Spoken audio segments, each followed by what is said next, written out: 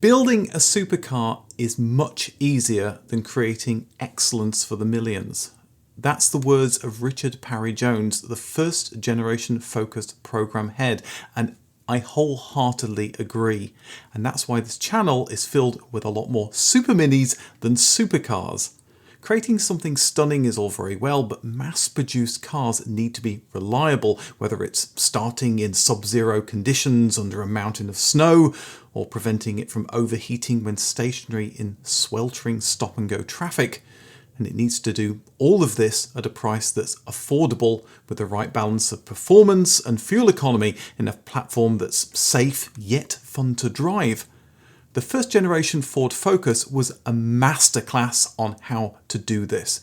It truly was the whole package, and that's why it sold so well.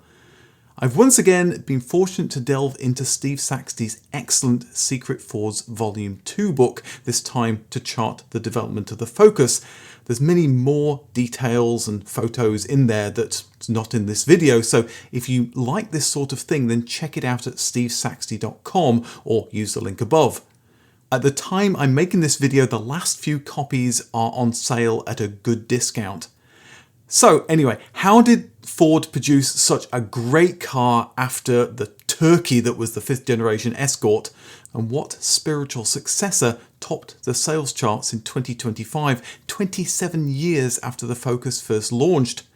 This is the first generation Ford Focus story.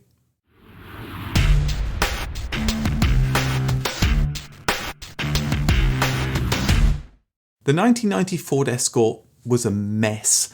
Overweight and underpowered, it needed quick and remedial action to make it saleable.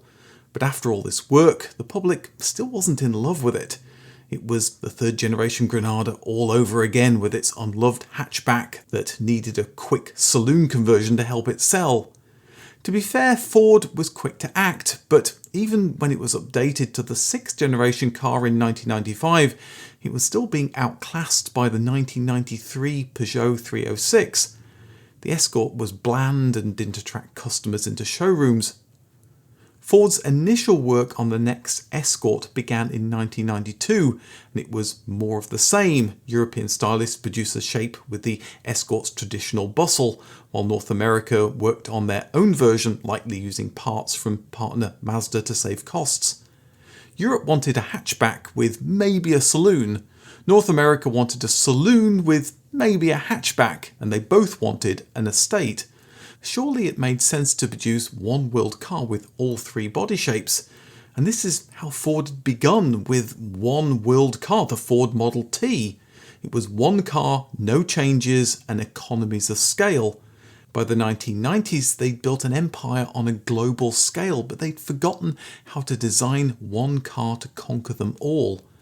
It wasn't from lack of trying. Ford had been trying to get their disparate teams aligned to produce a world car for a while now, but teams had always found some excuse why a vehicle designed in one market needed altering for another. The 1980 3rd generation Escort was based on the European model, but when it came to market in North America, it was a completely different car, despite the rather ironic world car badge that was on it. The Mondeo was also supposed to be a world car. Detroit swore it wouldn't work in North America, made a whole host of changes, and launched it as the Contour. The competition didn't have this problem. A Toyota Corolla or a Volkswagen Golf were almost the same whether they were sold in Kyoto, Cape Town, California, or Cambridge. Ford was wasting serious resources duplicating effort. It needed to stop, and it would start with a new world-beating Escort. Europe knew about small cars, so it was decided that it would be crafted there. After the false starts of the European Escort replacement, the program got a new world car code. With members of the team shifting to new jobs, it got fresh blood as well. The new car, unlike the old one, needed to lead in 4 areas: design, packaging efficiency, driving dynamics, and affordability. That meant one thing: a clean sheet design. But they had the budget to do it, a whopping £2.6 billion, and it meant that the old Escort platform could be rightly kicked out of touch.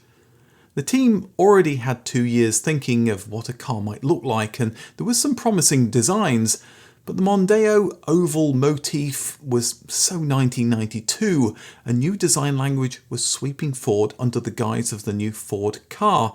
This was the new hotness and something the new Escort could definitely use.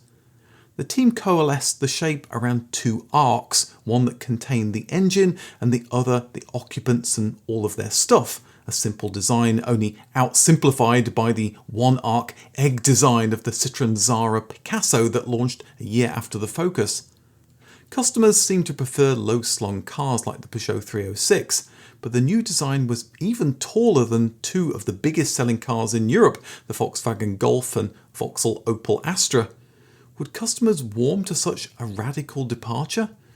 Well, Ford needed more interior space. The longer the car, the harder it was to fit into tight parking spots at the side of the road. As Yaz and the plastic population told us in 1988. But remember, this upright hatchback also needed to work as a saloon. Ghia took a stab at it in late 1994 and came up with this concept. It wasn't right, but it was the first step in making something that looked natural and organic.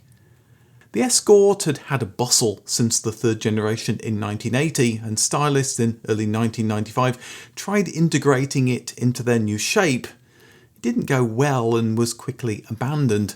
More work was needed to bring the car together, and it came from young stylist Boris Jacob, who took the self-described new edge styling of Ford's GT90 concept and applied it to his new Escort. His sketches were so good he got the go-ahead to produce a full-size Clay, a design that, although it still used some of the old ellipses idea for the grille, seemed to show the way forward. The side glass was two sweeping arcs that met at the back, helping to make the car seem lower than it actually was. The wheels got arches to make the car look wider. They shouldn't work with the smooth arcs of the rest of the car. It should produce a design that looked too busy, but somehow it worked. The new shape got approval up the management chain, but although the hatchback was locked and loaded, the team still needed a saloon and an estate, and to save production costs it needed to reuse all four doors. The stylists once again had their work cut out. Some felt a conservative America didn't want something outlandish and produced designs like this, but Ford EU boss Jack Nasser kept pushing their team to be radical, just like they'd been with the hatchback. Given it was for the North American market, Ford in Detroit should probably have been consulted before the choice was made, and I'm sure that actually happened before the decision was made at the end of 1995 to go with something similar to the more conservative design. The estate was a problem as the hatchback's rear doors sloped aggressively down, and the stylists had to find a way to reuse them in a body style that went straight back. The team tried everything, but ultimately had to admit defeat and design new rear doors that would cost Ford an eye-watering £22 million to produce. An exciting exterior needed an equally exciting interior. There was a wave design that worked well for left or right-hand drive models like the Rover SD1 that featured a cutout for the steering wheel that doubled as a vent on the passenger side. But ultimately the team decided to go with a design that echoed the exterior's intersecting lines, with oval vents that looked like they should have come from the Mondeo. The team used different materials and colour to provide a stylish design.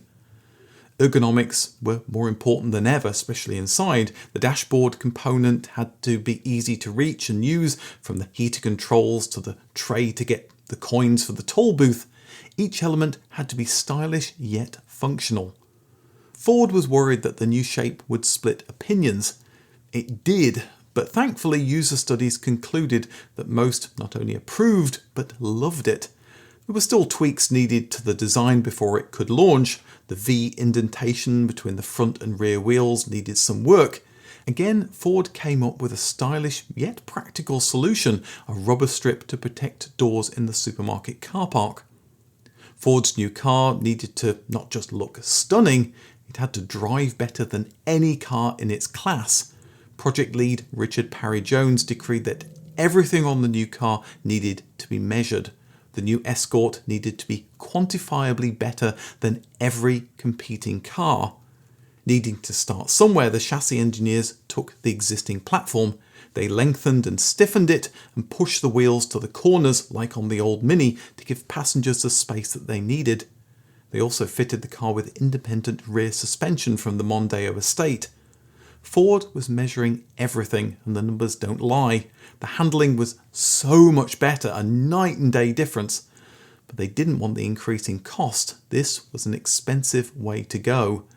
The engineers found ways of cost reducing the suspension to work on a mass market car, but it was still pricey. The new Escort had to match its rivals on price, so a compromise was reached. The suspension could stay if savings could be found elsewhere. Ford had already found savings in one area, commonality between its European and North American vehicles. More savings were found by reducing the number of final assembly factories from 5 down to 3. While the car's shape was still being tweaked, in 1996 Ford began a raft of tests from Arizona to the Arctic Circle to make sure the chassis would stand up to the rigours of daily and extreme driving. It was compared to the latest regular and also premium rivals, as well as what Ford felt was the most agile car from the next class up, the Peugeot 405. The new Escort needed to not just outclass its rivals, it needed to utterly dominate. Initially, Ford were laser focused on the saloon, 5-door hatchback and the estate. Those were the biggest sellers. But the team couldn't help themselves and started looking at other alternatives, starting with a 3-door hatchback. North America wasn't keen on the hatchback, especially a 3-door, but California was starting to fall in love with Japanese 3-door hatches. Ford felt it was worth the extra money to produce the large front doors and revise side panels. The obvious step was to make the car the same shape as the 5-door hatchback, but the team investigated a more exciting coupe design with a rear bustle that harked back to the 1980 Escort XR3. And why not? This car was going to be fast, or at least it was going to pretend to be fast. These plans stalled, but 10 years later, Ford North America built something similar on the same Focus platform. The new car's design was locked down, but suddenly it was all change at the top of Ford styling. In came Jay Mays, fresh from a stint at the Volkswagen Group designing the new Beetle and the competitor to Ford's new car, the third generation Golf.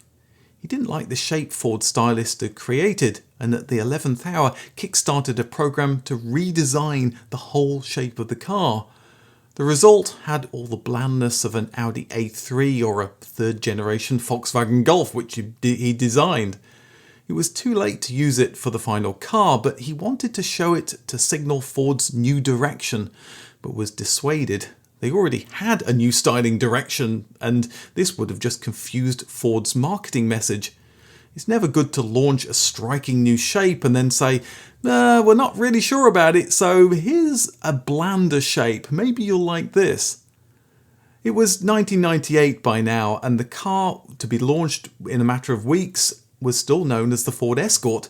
That name didn't fit with a car this new and radical, especially with the baggage that the 5th generation car had given to that storied name. The team decided to make a clean break and give it a new name, but it had to be a name that had already been pre-cleared for worldwide use. The main contenders were Focus, Fusion and Icon with a K. The initial frontrunner was Fusion, but that name had nuclear connotations, something some Europeans were dead against. It was passed over, but would, even despite the reservations about its nuclear connotations, be used for a mini MPV in Europe in 2002, as well as the completely different mid-size sedan stateside. The Icon name would be used for the booted Fiesta in some parts of the world, but the pick of the crop, chosen by Ford head Jack Nasser, would be the Ford Focus. Just before it launched, Ford's big rival GM launched the new Astra. They smelt Ford's weakness with the Escort and produced a solid package with Lotus-tuned suspension. It was bland inside, but it was a big step forward, and reviewers hailed it as the new class leader. GM, under the guise of Vauxhall and Opel, were on top of the world.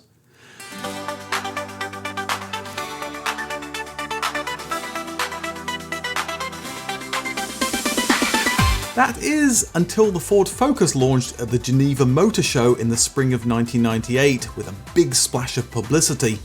Ford pitched the styling and that of the car, the Puma and the soon-to-be launched Cougar as New Edge.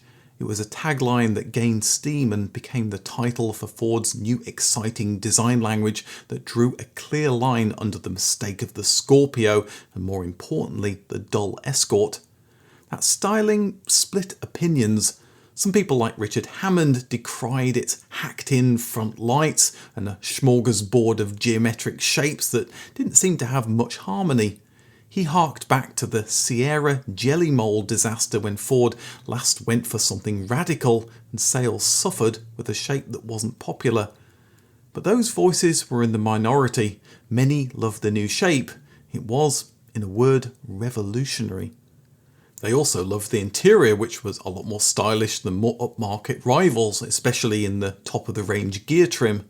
Although some could have done without the fake wood, it was certainly better than the Astra, which was black and bland. The parts, even the fake wood, were touted as highly recyclable, with each marked with how they could be recycled. One reviewer decried the boot that was a little small. It was a tad smaller than the old Escort hatchback, but with the rear seats folded, there was a lot more space, and the wide opening made loading a breeze. Okay, so it looked good, but how would it drive? Motor critics had been burnt with the overweight and wallowing 5th generation Escort. They needn't have been worried. The control blade, everything had to have a brand name, independent rear suspension was amazing. It was the class of the field. Nothing else could touch its ability to soak up the bumps, yet keep the car under control in fast bends. Motor Trend found it could go faster through their slalom test than the Jaguar XK8 or a Bentley Continental. It was safe while negotiating those bends as well. The Focus offered strong safety credentials, including drivers and passenger airbags and also optional side airbags. The Focus name seemed to be the right pick. It was short and snappy, but it turned into a bit of a headache. The German magazine with the same name blocked Ford using it for their car. It was like the Ford Granada problem in the 1970s, where Ford had to negotiate with Granada Television to get the rights to the name. And like that one, this problem was resolved at the 11th hour, but it allowed Ford to use the name Ford Focus everywhere in the world for their new car. I don't know if you've noticed, but there's an awful lot of Ford cars starting with the letter F. Some early examples are the Model F back in 1905, the 1950s Fairlane, named after Henry Ford's estate, the Fiesta, and of course the F series of trucks, which are named after Ford. But the naming of these cars is really just purely coincidental.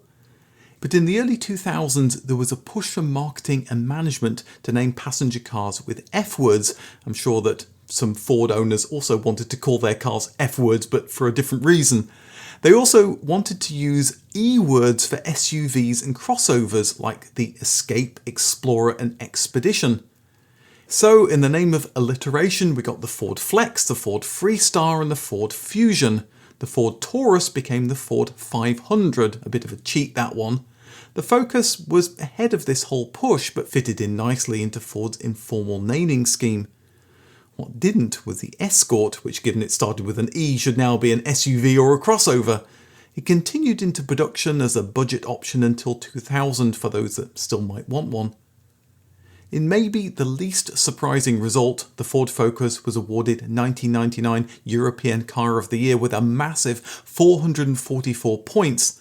The new Astra with its Lotus-tuned suspension was best of the rest with 272. Even the French jury gave the Focus points rather than their hometown hero, the new Peugeot 206. Ford's big styling bet paid off. Customers' love for the car meant slow depreciation, which they loved as well. This virtuous circle meant more and more sales, which to Ford meant bigger profits. Ford needed to market the car less, which also meant for bigger profits. It was all coming up roses.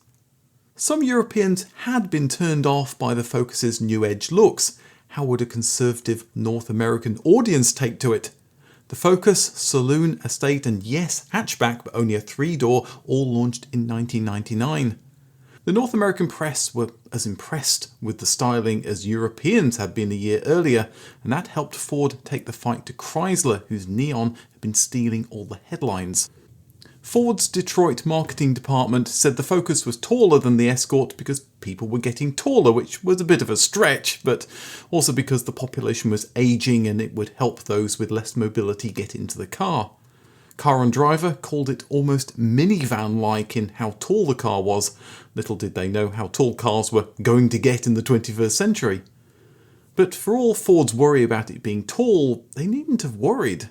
The new fourth generation Golf and Jetta had been on a growth spurt to a point that they were now as tall as the new Focus. In fact, the American Focus saloon was actually a little lower than the Jetta. But despite Volkswagen's cars growing, they still had lesser interior space than the Focus. And just like the Golf and the Jetta and the Toyota Corolla, this was a true world car. The only changes Detroit made to the European Focus were a slight softening of the suspension, different tyres, and tweaked power steering. Ford targeted not just existing Escort customers, but a younger Dodge Neon buying younger demographic. The Focus featured prominently in Ricky Martin's 1999 tour, and Ford placed edgy commercials during the MTV Video Music Awards. Customers responded. In 2000, the Focus was the 8th most popular car in the US with 286,000 sales. It was such a hit, Ford introduced the 5-door hatchback to the North American market in 2002. Despite a series of recalls in the first few years, the Focus continued to be popular with strong sales. It became a true world car. It was sold in South America, South Africa, Russia, Taiwan, the Philippines, Australia, and New Zealand. And everywhere it went, the Focus got a range of lively but frugal petrol and diesel engines. But there was nothing too exciting performance-wise. Ford teased that could change. In 1999, they showed off the Focus Cosworth concept, something with a bit of oomph, and a vehicle to show off the Cosworth name after they'd acquired the company a year earlier. There was the Focus Made in Detroit concept and the Focus SVT competition concept. The result of all this teasing was the Focus SVT, also known as the ST170 in Europe. 170 because it had a 170 brake horsepower 2-litre engine developed by Cosworth. With a 6-speed manual gearbox, it got to 134 miles an hour and 60 in 7.7 seconds. But it wouldn't be the fastest Focus. Ford produced the mighty RS in 2002. It was sold in 21 European countries, but it was most popular in the UK, where almost half of the 4,501 run were sold there. Wherever it sold, the 2-litre engine developed 212 horsepower, reaching 60 in under 6 seconds and topping out at 145 miles an hour. In Ford tradition, you could get it in any colour, so long as it was blue. One day I'd like to do a video on the Focus RS, but if you want the full story now, again take a look at Steve Saxty's Secret Fords Volume 2 book that has the whole story. RS stood for Rally Sport, and Ford's rallying ambitions for the Focus started almost as soon as the car launched. The Focus RS WRC first kicked up dirt in the 1999 Monte Carlo Rally and managed a couple of wins in the first year with Colin McRae at the helm. True glory, though, came much later when the Focus won the Constructors' Championships in 2006 and 2007. Nothing at Ford is simple. Europe was planning a second-generation Focus based on the C1 platform used by the C-Max, Cougar and Volvo C30, amongst many other cars. But North America wasn't so sure about taking it. The European Focus had been touted for its high quality, but in North America it had been the subject of several recalls that sapped profits. Rather than getting to the bottom of these problems, Ford decided not to take the new Focus and stuck with a refresh of the existing platform for the 2007 update. Once again, the Focus wasn't a world car and their factories were out of sync. The quality problems must have been sorted out by 2007 though. My daughter bought a 13-year-old Focus in 2020, a vehicle she imaginatively titled Car.